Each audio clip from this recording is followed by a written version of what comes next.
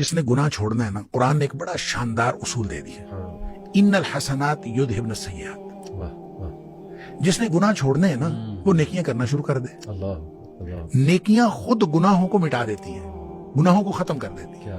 اب ایک شخص کا بیہیویئر یہ ہے کہ وہ کہتا ہے کہ میں نہیں چھوڑ سکتا، اگر وہ نہیں چھوڑ سکتا تو اس نے کوشش کیا کی ہے، کتنی اس نے اللہ تعالیٰ کے سامنے گڑ گڑا کے دعائیں کی ہیں کہ یا اللہ یہ میں چھوڑنا چاہتا ہوں، مجھے چھڑوا دے۔ کتنی اس نے نمازیں پڑھی، کتنے اس نے نوافل پڑھے ہیں، کتنے اس نے قرآن پڑھا ہے، کتنا وہ بدنظری سے بچنے کی کوشش کی ہے، کتنا اس نے کیا ہے کہ اس کے بعد وہ کہے کہ میں چھوڑ نہیں سکتا۔ اس نے اگر ایک بھی نیکی کی ہو، یہ ممکن نہیں ہے۔ دیکھیں دو چیزیں، ایک ہے نیکی اور پھر نیکی کا رویہ، دوسری چیز ہے برائی اور برائی کا رویہ۔ نیکی کی طرف چڑھائی ہے، برائی کی طرف اترائی ہے۔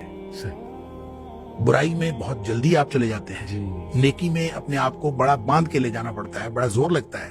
عقبہ بھی کہا ہے قرآن نے، عقبہ بالکل عقبہ بھی ہے، تو لہٰذا اپنے نفس کو پورا باندھ کے اوپر چڑھانا پڑتا ہے۔ اور اگر وہ کوئی نیکی کی طرف آتا ہے تو یہ ممکن ہی نہیں کہ اس کی طبیعت کے اوپر، اس کے دل کے اوپر، اس کے دماغ کے اوپر اس کے اچھے اثرات نہ ہوں، یہ ممکن ہی نہیں۔ بالکل دوسری طرف اترائی ہے۔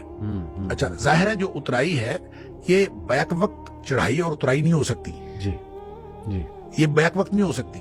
جب چڑھائی ہو رہی ہوتی ہے تو اترائی کے اندر فرق پڑ رہا ہوتا ہے، آپ دوسری طرف جا رہے ہوتے ہیں، اپوزٹ ڈائمینشن میں آپ جا رہے ہوتے ہیں۔ اور اگر آپ جا رہے ہوں اترائی کی طرف تو پھر آپ کی وہ جو چڑھائی ہے وہ اترائی میں بدل رہی ہے اور آپ اپوزٹ ڈائمینشن میں جا رہے ہیں۔ اس کا مطلب یہ ہوا کہ نیکی اور بدی دونوں برابر ایک جگہ ایک وقت میں نہیں ہو رہے ہوتے۔ جب نیکی ہو رہی ہوتی ہے تو آپ بدی سے دور جا رہے ہوتے ہیں، ڈسٹینس کریٹ ہو رہے ہیں۔